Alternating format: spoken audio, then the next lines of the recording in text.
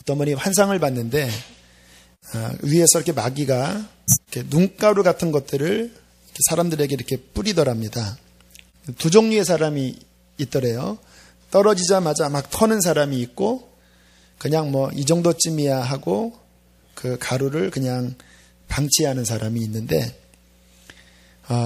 주님 오시는 그날 이 그냥 방치했던 사람들은 이렇게 올라가다가 떨어지는 뭐 그런 어떤 환상을 본 이야기를 제가 그 대학교 1, 2학년 때 들었던 것 같아요. 근데 그 하늘에서 떨어뜨린 그 가루가 음란함 또는 세상의 어떠한 미혹들을 뭐 그렇죠. 지금 여러분 세상 나가보면 뭐 온 천지에서 우리의 영혼을 침탈시키는 뭐 얼마나 많은 것들을 이렇게 쏟아붓고 있습니까? 정신 차리지 않으면요. 진짜 영적으로 쌓기는 어려운데 무너지는 거는 또 금방 무너집니다. 지금 이 시대에 우리들이 기억하셔야 될 것은요. 우리 영혼을 무너뜨리려고 하는 많은 공격들이 지금 이루어지고 있습니다. 또 하나는 앞으로도 그러한 공격들이 저와 여러분에게 올 거예요. 여기에 대하여 우리는 반드시 대처해야 합니다. 아까 그 위에서 뿌린 듯한 그런 유혹들, 그런 죄의 유혹들, 요즘 뭐 목사님들 넘어지는 거 보면 두려워요, 솔직히. 두려워요. 뭐 지난 월요일 날 어떤 목사님과 이야기를 했는데 이분은 엄청난 능력을 받아서 사람들이 막 손 붙들고 막 기도할 때 손이 안 떨어지게까지 하는 어떤지 뭐 사람들이 뭐 죄를 범했나 봐요. 능력을 보이소서 했더니 막 손이 안 떨어지더래요. 그래서 막 회개하고 이제는 푸소서 하니까 풀어지고. 근데 이제 그 말기에 어떤 이제 뭐 교회에서도 또 권력이 있거든요. 뭐 감독, 회장, 뭐 이런 감독 이런 쪽에 이렇게 선거 나오시는데 그렇게 나오시면서 영역이 떨어지는 게 이렇게 보이더래요. 힘 빠진 정말 뭐 그러한 많은 유혹들, 뭐 목회자는 목회자대로, 또 평신도는 평신도대로 그 우리의 신앙을 미혹하는 많은 유혹들이 우리에게 오고 있고요. 또 시험과 환란이 앞으로 오겠죠. 이 요한계시록의 준비는 앞으로 다가오는 그 환란에 대한 대비인데 그러한 신앙을 지키느냐 아니면 육체적인 고난 가운데 들어가느냐라고 하는 그런 도전들이 앞으로 우리에게 올 거고 또 이단의 위협들 지금 뭐 굉장히 치밀하게 그렇게 우리를 공격하고 있는데 이 요한계시록의 이 마지막 성도들을 향하여 그 믿는 자라는 표현은 별로 없어요. 보통 그 복음서나 그 전반부에는 그 예수를 믿는 자, 그 믿어라, 믿으면 구원받는다 이렇게 진리가 펼쳐나가거든요. 그러다가 그 후반, 그러니까 기독교 역사 후반에 가면 행함을 많이 강조합니다. 그 야고보서 같은 경우에는 행함이 없는 믿음은 죽은 믿음이다.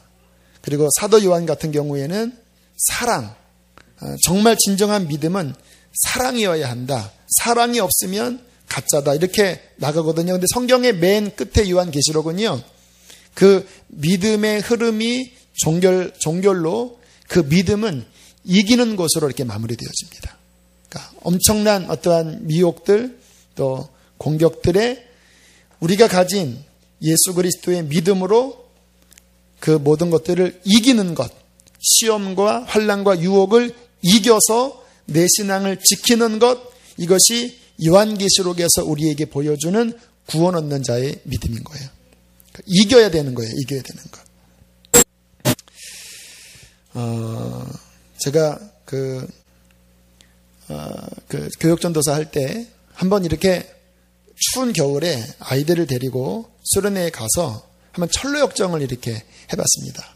막 심하게 막 뺑뺑이도 돌려보고 막 관에도 막 들어가게 하고 그리고 한 군데에서는 덩치 큰 그 선생님이 몽둥이를 하나 들고요.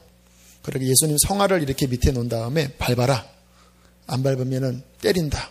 그런 코스도 있고, 또 마지막 코스는 이제 그 따뜻한 방에 맛있는 과자나 이렇게 놓고 그 전도사님이 기타를 치면서 좀 쉬어라 하면서 우리 가요 한번 부를까? 이렇게. 근데 보니까 막 때린다고 하는 데는 오히려 막 강풍이 부를 때는 막 더 오히려 예수님을 나는 심 못 뱉어. 막 차라리 나를 죽여요. 막 하니까 막 선생님이 막 같이 막 눈물을 흘리면서 막 이랬는데 어디서 많이 넘어졌냐면 이제 막 기타 치면서 마음 풀어주면서 우리 무슨 노래 부를까? 막 이렇게 하는 데서는 굉장히 많은 아이들이 혹하고 넘어갔습니다.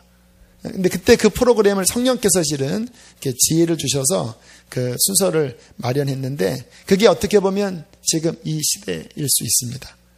어떤 핍박도 오지만 또 여러 가지 미혹이 와서 그 모든 것들을 우리가 날마다 이기고 또 넘어졌으면 또다시 일어나서 끝내는 주님께서 부르신 그 푯대를 향하여 골인하는 것, 이것이 이 시대, 마지막 시대 요한계시록에서 보여주는 우리 신앙의 목표인 것입니다. 한 주 동안 어떻게 사셨나요? 승리하셨나요? 승리한 부분도 있고 실패한 부분도 있죠. 저도 승리한 부분도 있고 실패한 부분도 있습니다. 실패한 부분은 어제 밤에 이제 교회에 와서 좀 오랫동안 기도를 해야 되겠다라는 마음을 주님이 주셨거든요. 근데 신방을 끝났는데 조금 생각보다 늦었습니다. 그래서 이렇게 주저주저 하다가 그냥 자지하고 이렇게 침대에 누워서 잠을 잤는데 마음이 그렇게 막 우울한 거예요. 근데 한번 그렇게 잔다고 생각하니까 또 못 나오겠더라고요. 근데 밤새 우울했습니다. 그래서 새벽 한 4시, 3시 반인가 깨서 회개기도 하고 그리고 오늘은 새벽기도 끝나고 집에 들어가지 말고 사무실에서 또 일 정리하고 그런 시간을 갖자. 그래서 그나마 조금 만회를 하려고 했는데 좀 아쉬워요. 이렇게 제 마음에 주님께서 하라고 한 그 부분 뭐 어렵진 않은 것 같은데 한번 마음이 아닌 곳으로 흘러가면 이상하게 어려워요. 기도하는 게 어려워요. 지난 화요일 날은 또 기쁜 또 승리의 또 사건이 있었습니다. 새벽에 간증은 했는데요. 지난 화요일 날 기도하는데 이제 지난 주일날 기획위원회에 3층 인수하는 것을 이제 함께 통과를 시키고 이제 화요일 날 요 실장님 요 건물을 관리하는 분이랑 만나서 이제 우리가 최종 하겠다고 답을 드려야 되거든요. 근데 이상하게 마음이 이상하게 안 내키는 거예요. 실장님을 만나고 싶지가 않는 거예요. 막 부담스럽고. 근데 왜 그럴까 생각했더니 그 합의를 하기 전에 뭔가 교회에서 명확하게 요구하는 부분들이 정리가 돼야 되는데 제 마음에 정리가 안 되더라고요. 실은 이제 이 도로는 입구가 너무 어두우니까 거기 간판을 하나 이렇게 달겠습니다. 그 얘기를 해야 되는데 또 건물주의 입장에서 늘 또 뭐 그런 것 잘 안 해주려고 하잖아요. 그러니까 내 마음이 뭐가 이렇게 정리가 안 되고 막 산란하고 그래서 이렇게 주저주저 하다가 이 앞에 와서 한 30분을 막 기도를 간신히 드렸습니다. 그래도 정리가 안 되더라고요. 그리고 일어나서 나오는데 갑자기 마음속에 딱 하나의 생각이 떠오르는 겁니다. 이 건물 위에 십자가를 달도록 이야기를 해라. 근데 이게 잘 안 되는 이야기예요. 왜냐하면 그때 그랬거든요. 작년 여기 계약할 때 지금 여기 주어진 것 외에는 뭐 다른 간판은 사인물은 붙이면 안 됩니다. 이 건물이 뭐 교회 겁니까? 막 이러시는 거예요. 지금 앞에도 교회 다 이게 3면이 교회니까. 근데 저는 늘 우리 그 주보에 보면 이렇게 십자가 있고 꼭 그게 그 하나님이 그렇게 해주실 것 같은 생각은 들은 거예요. 이렇게 그렇잖아요. 이렇게 십자가 하나 있으면 얼마나 좋습니까? 이쪽 LG 오차에 안 보이거든요. 또 교회가. 그런데 그 음성이 들렸을 때 두 가지 마음. 그렇게 되면 좋겠다라는 마음이 요만큼 있었고, 그러나 대부분의 마음은 말도 안 돼. 그가 절대 안 해줘. 알거든요. 대충 이렇게 부딪혀봐서 절대 안 해줄 거야. 그런데 계속 제 마음속에 이야기를 해라. 믿져야 본전이다. 이런 생각이 자꾸 드는 거예요. 사무실에 올라가서 주님, 어떻게 됩니까? 가만히 있는데, 지금 이제 여기 그 회장님 아들이 이제 운영을 하고 있고, 거기 이제 그 실장님이 전체를 관리하고 있는데, 그 아버님이 회장님이시거든요. 여의도 순복음교회 이제 장로님이신데, 또 뭐 장로님이더라도 또 다르잖아요. 또 건물은 또 건물이잖아요. 갑자기 그분 이름이 그분이 떠올랐습니다. 그분한테 연락을 해볼까? 근데 연락처를 제가 모르잖아요. 이름도 기억이 안 나고, 뭐, 9개월 전에 계약할 때 만났던 분 이름도 기억이 안 나고. 그런데 갑자기 한 3분이 지났는데, 김뭐뭐뭐 이름이 딱 떠오르는 거예요. 그래서 핸드폰을 딱 쳐봤더니, 작년에 제가 입력해놓은 그분 핸드폰 번호가 있는 거예요. 주님, 안 될 거예요. 제 믿음이 재수없는 믿음이죠? 주님, 안 될 거예요. 이거는 해도, 안 돼요. 제가 그분 알아요. 안 돼요. 근데 자꾸 마음속에 한번 해보자. 그래서 막 진짜 제가 좀 마음이 약하거든요. 막 다 기어가는 목소리로 계약을 하기로 했는데요. 그 십자가 좀 닮은, 우리 교인들이 하고 싶대요. 막 이렇게 하면서. 그랬더니 갑자기 회장님이, 네, 허락해 드리겠습니다. 이러시는 거예요. 갑자기 막, 할렐루야, 할렐루야. 막 너무 감사해서, 그랬더니 그 대신 여기 지금 전면에 있는 그 정도 크기 정도만 하세요. 그러시더라고요. 올라가서 보니까 되게 크더라고요. 그게 3m짜리 이렇게 십자가더라고요. 그래서 이제 오늘 우리 마음의 소원은 요 맨 꼭대기 그 위에다가 이렇게 딱 붙이면 완전히 이 건물은 교회 건물입니다. 근데 마무리까지 이제 화요일 날 또 좀 기도 끝까지 해주셔야 되고요. 주님께서 그렇게 딱 결정되니까 얼마나 마음이 막 기쁜지. 여러분 십자가가 전도 많이 하는 거 아세요? 십자가 보고 교회 온 분들 꽤 되십니다. 우리 앞에 그 전광판 보고 교회에 오신 분들 여기도 몇 분 계시죠. 하나님께서 이곳에 십자가에 또 그 사랑을 높이 들기를 원하신다라는 생각이 들고 그 승리를, 그 순종, 작지만 아무튼 제 마음의 대부분은 안 될 거라고 생각했는데 그 세미한 음성에 승리했을 때 막 그 다음부터 막 기쁨이 넘쳐나는데 막 얼마나 행복한지 하늘의 충만한 은혜를 누렸습니다. 우리 신앙생활은요, 매 순간마다 실은 도전이 와요. 주의 뜻에 순종하느냐 아니면 육신이 연약해서 내가 자꾸 뒤로 물러나가느냐. 물러나면 물러날수록 영혼은 침체되고 가라앉고 묶이는 거고요. 담대한 믿음으로 승리하면 승리할수록 주님의 풍성한 지경을 더 많이 차지하는 것입니다. 이미 주님께서 우리에게 가나안을 주셨지만 승리해서 취해야지만 가나안이 우리께 되는 거예요.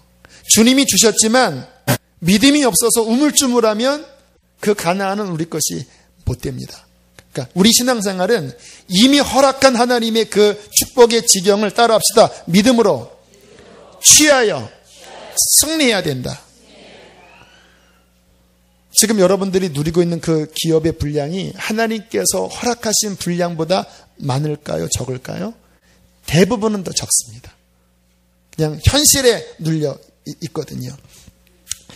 우리가 이 요한계시록을 보면서 이제 이기는 믿음으로 하나님이 주신 그 축복을 어떻게 취할지를 담대히 나갔으면 좋겠습니다. 자, 오늘 우리가 이기는 자에 대한 부분을 좀 살펴볼 텐데요. 이 2장, 3장 7교회에게 그 이기는 자에게 하시는 약속들이 있습니다. 약속들. 그 부분을 한번 쭉 살펴볼 텐데, 여러분, 주님께서 이 이기는 자에게 하신 약속이 무엇인지를 한번 믿어보세요. 이게 진짜 믿겨지면요, 이게 그냥 기절할 정도입니다. 이렇게 하나님이 우리에게 엄청난 것을 약속하신 것인가? 그러니까 우리들이 말씀을 보고도 잘 못 깨닫고 못 믿으니까 그냥 술렁술렁 지나가지, 진짜 믿어지면 우리가 받은 구원이 얼마나 큰지를 우리는 정말 기겁하면서 놀랄 수밖에 없을 것입니다. 자, 7절부터 보겠습니다. 2장으로 돌아가셔서 2장. 자, 이기는 자에게 주신 약속들을 좀 하나하나 꼼꼼하게 살펴보겠습니다. 7절 읽겠습니다. 시작.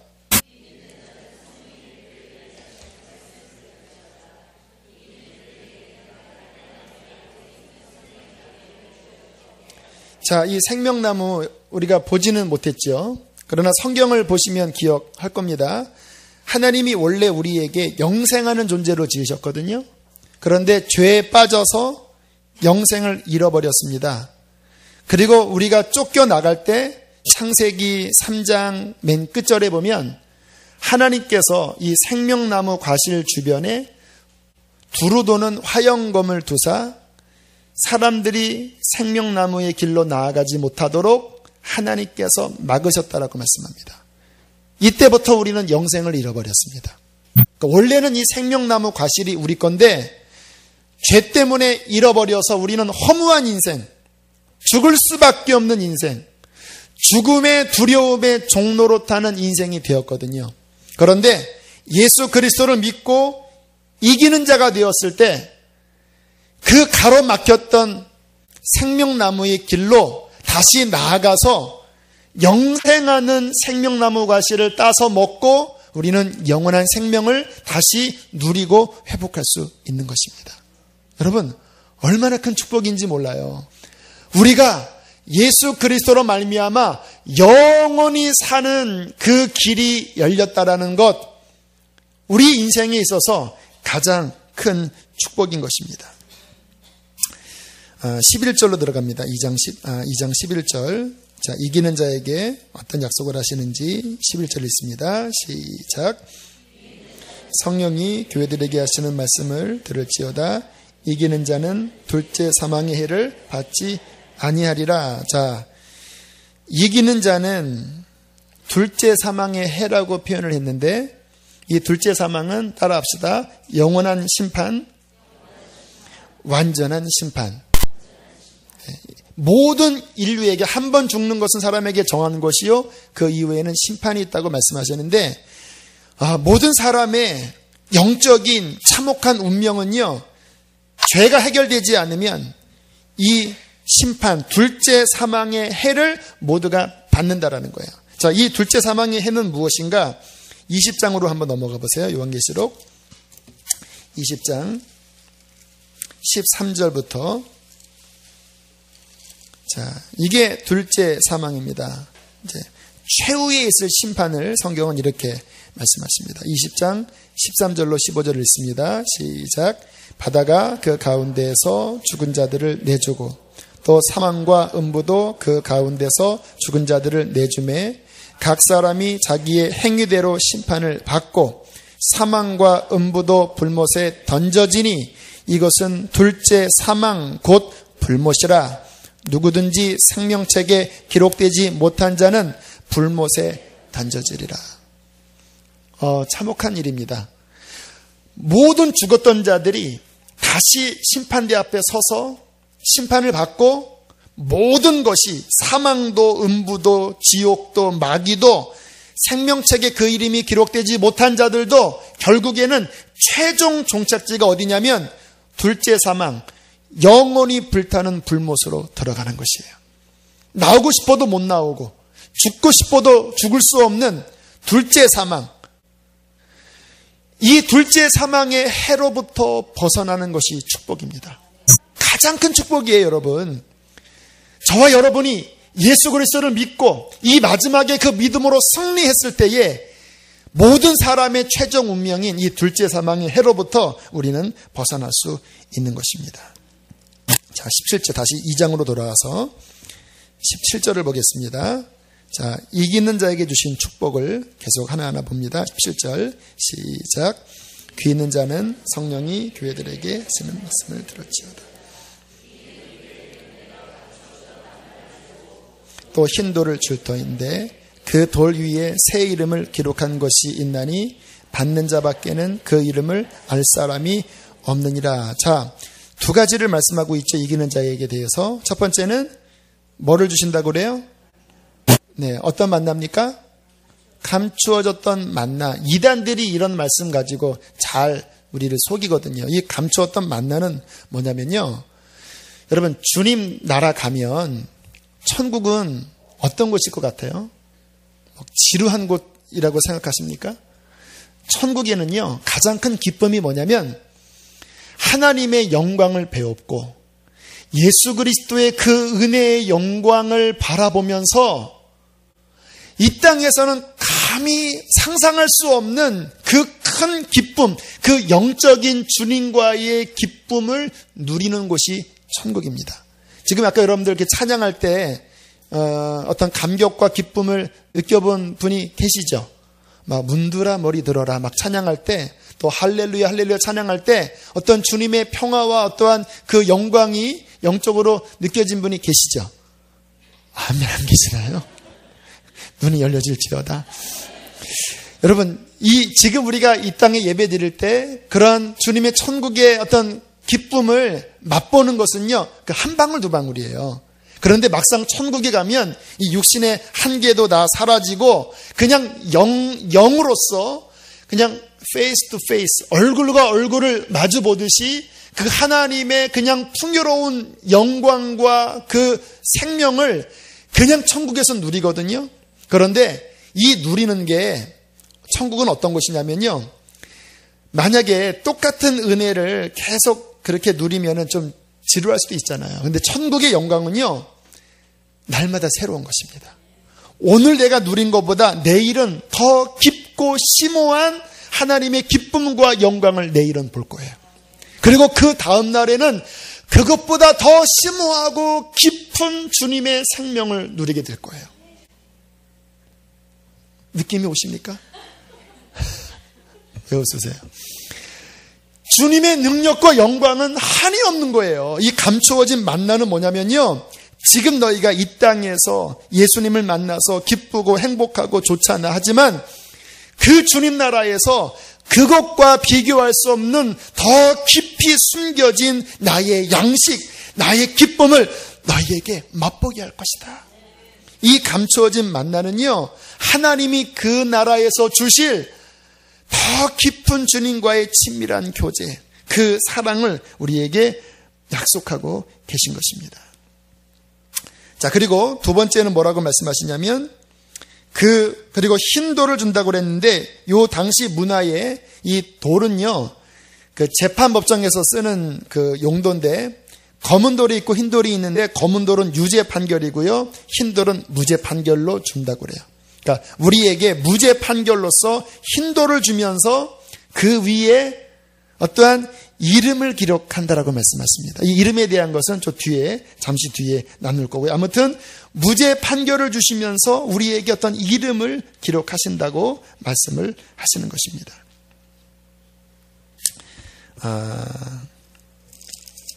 26절부터 28절 보겠습니다. 2장 26절부터 28절, 이기는 자, 시작.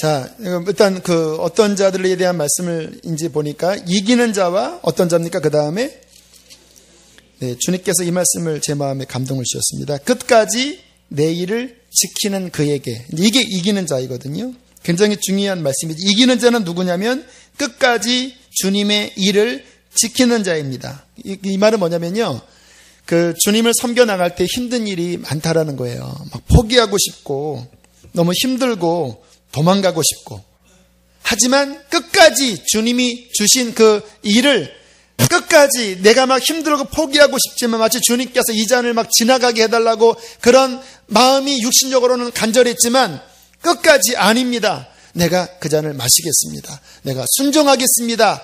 끝까지 주님이 원하시는 그 일에 순종했을 때에 하나님께서는 그를 축복하신다고 말씀을 해주고 계시거든요.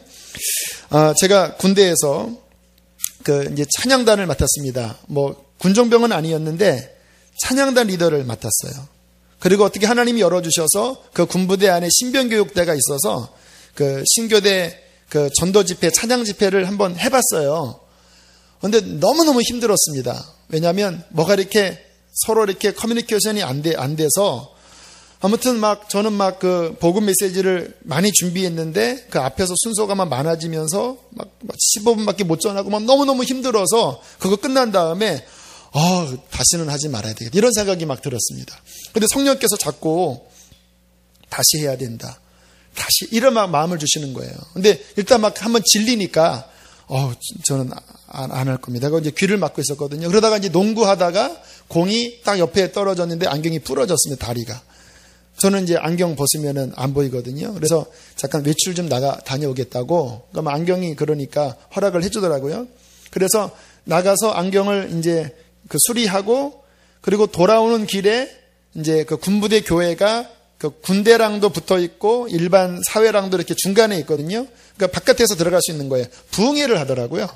근데 그 부흥회 때 성결교 목사님이신데 그분이 무슨 설교를 하시냐면 본인이 성지순례를 갔는데 사도 바울의 그 전도 여정을 버스를 타고 다니면서 울었다라는 거예요.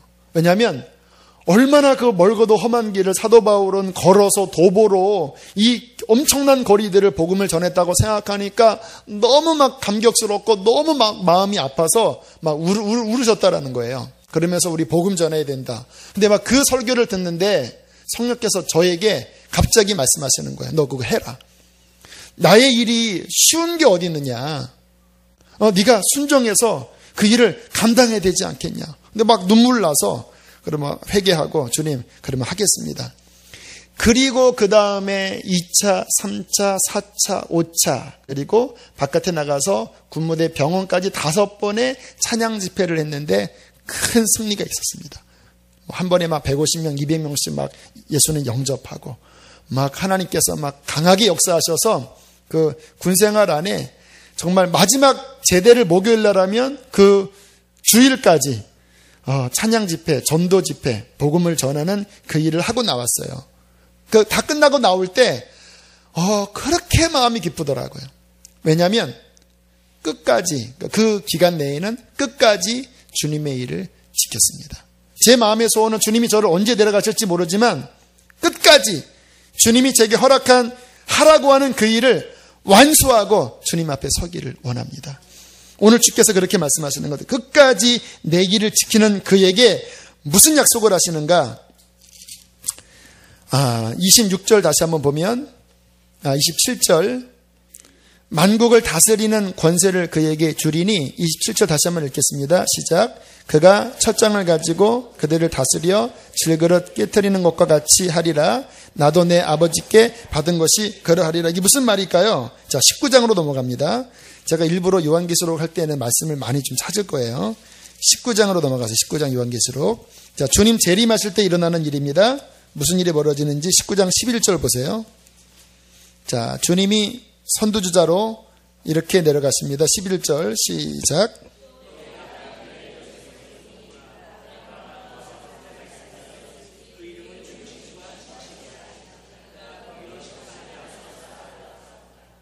(14절) (15절) 시작.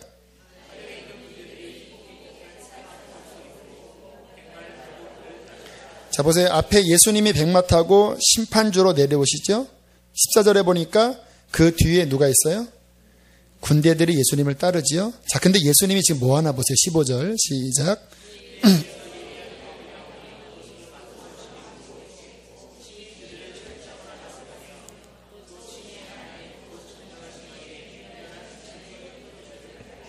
아멘. 주님 재림하실 때는 심판주이십니다. 그 심판주로 오실 때 이긴 자들은 그 뒤에 흰 옷을 입고 백마를 타고 그분과 함께 이 세상에 똑같은 주님의 심판주로 왕권을 가지고 이 땅에 통치자로 내려오는 거예요. 여러분, 지금 옆에 있는 사람이 이기는 자라면 그들은 왕입니다. 옆에 한번 보세요. 왕이셨군요.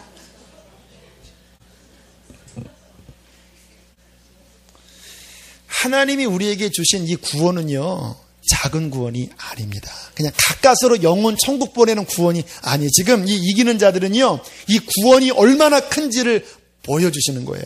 왕권을 가진 자. 자, 3장 5절 읽겠습니다. 3장 5절. 다시 넘어오셔서 3장 5절. 아닙니다. 3장 5절은 나중에 할게요. 지나가고 3장 12절로 들어갑니다. 3장 12절. 3장 12절 시작.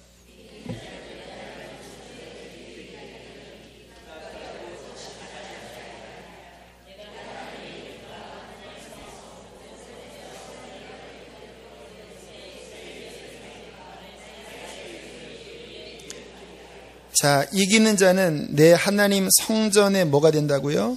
기둥이 되게 하겠다. 상징적인 의미입니다. 근데 한번 성경을 제가 말씀대로 풀면요, 마지막에 하늘에서 내려오는 성, 뭐 예루살렘 예루살렘 그 거룩한 성아, 그 마지막 하늘에서 내려온 우리가 영원히 살 그 시티, 그 도성은요, 성경에서 뭐라고 말씀하시냐면 그 중심부에 성전이 있을까요? 없을까요? 없다고 나와요. 왜 없는지 아세요? 누가 성전이에요?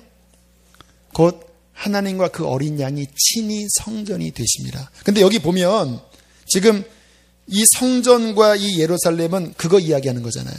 그럼 말씀이 안 맞죠? 성전이 없잖아요. 성전이 없는 게 아니라 예수님이 그 성전인 거예요. 그러면 여기서 그 성전이 기둥이 된다라고 하는 표현은요, 무슨 표현이냐면요, 예수님과 완전히 연합돼서 그 천국의 중심부에 예수님과 함께, 왜? 성전이 예수님이니까 함께 연합된 자로 그 장차 영원히 거할 예루살렘 도성의 중심부인 주님과 함께 영원히, 뭐 변두리에 있는 정도가 아니라 예수님과 함께 영원히 영광 중에 빛나는 그분의 신부가 되게 하겠다고 말씀해 주시는 것입니다. 엄청난 겁니다. 우리가 변두리에 있는 게 아니에요. 이기는 자는 성전이 된다라고 말씀하세요. 여기 이제 그 이름에 대해서 나오지요. 여기 보니까 하늘로부터 내려오는 그 예루살렘 성전, 거기에 그러니까 하나님의 이름과 하나님의 성 곧 하늘에서 내 하나님께로부터 내려오는 새 예루살렘의 이름과 나의 새 이름을 그의 위에 기록하리라. 이 계시록에 그 사람에게 어떠한 뭔가를 기록한다라는 의미가 나옵니다. 근데 두 종류로 나눠요. 망할 자들에게는 그들의 이마에 무슨 수가 새겨지는 거죠? 짐승의 수 666. 그러니까 구원받을 자와 천국 갈 자들에 대한 그 가름을 요한계시록의 개념에서는 그 사람에게 뭐 이마든 어디든 그를 지배하고 있는 주체의 이름이 쓰여지는 거예요. 그래서 망할 자들은 짐승의 수가 새겨지고요, 구원받을 자들은 하나님의 거룩한 이름이 새겨지고, 우리가 거할 그 새 예루살렘의 이름이 새겨지고, 우리가 이제 거할 곳이니까. 그리고 또 하나, 이게 비밀인데 이게 이단들이 이거 가지고 자꾸 장난쳐서 제가 해석을 해드려야 돼요. 제가 보통 설교를 이렇게 자세하게 잘 안 해요. 쉽게 하려고. 하지만 계시록은 자세하게 해야 됩니다. 그래야지 속지 않으니까. 이 새 이름은 뭐냐면요, 구약에서는 예수님의 이름을 예수라고 물론 나와 있긴 하지만 구약에서는 뭐 정확하게 예수라는 이름은 아니었어요. 그냥 기묘자라, 모사라 그렇게 나타났지만 신약에 들어와서 이제 이 땅에 육신의 몸을 입고 태어나셨을 때 그 이름을 예수라 하면서, 예수는 뭐냐면 구원자라는 뜻입니다. 그러니까 우리를 위한 구원자 예수예요, 예수. 하지만 우리 예수님은 그 예수라는 이름에 또 갇히는 분이 아니에요. 그분은 놀라운 분이잖아요. 마지막 이제 모든 구원이 완성되고 그 천국에서 하나님 나라에서 예수님의 이름에 새로운 이름을 우리에게 계시하여 주실 것입니다. 근데 그 이름은 지금 우리가 알까요, 모를까요? 몰라요. 안다면 여기 가르쳐줬지만 성경에서는 그냥 새 이름이라고만 얘기합니다. 왜? 그 천국에 가서 모든 지각이 다 열렸을 때 예수님이 어떠한 분이신지를 보여주실 때, 오, 예수님, 그 이름을 들으면, 오, 주님이 그러한 분이시군요. 우리의 구원자일 뿐만 아니라 그 새 이름을 들을 때, 와, 주님은 그런 분이군요. 받는 사람만 아는 예수님과의 더 친밀하고 더 깊은 주님에 대한 지식이 넓혀질 것입니다. 구원받은 사람은 예수님의 새 이름을 알게 될 것이고 그 사람 위에 그 이름을 적을 거예요. 근데 이단이 안상홍이 자기가 바로 이 새 이름이라고 그러는가요? 이만희도 이러고 장난치고. 기억하셔야 됩니다. 이 새 이름은 언제 알려주냐면 천국 가서 알려준다라는 거예요. 이렇게 말씀을 비비 꽈갖고 이 땅에서 바로 내가 새 이름이다 이게 아니라 그거를 막 한참 꼬우면요, 그렇게 또 풀어져요. 그게 아니라 성경 그대로의 의미는 천국에서 나의 새 이름, 예수의 더 폭넓은 그의 영광을 내가 구원받은 너에게 보여주겠다고 말씀해 주시는 것입니다. 자, 3장 21절로 넘어갑니다. 3장 21절. 자, 이기는 자에게 어떤 축복을 주시는지 시작.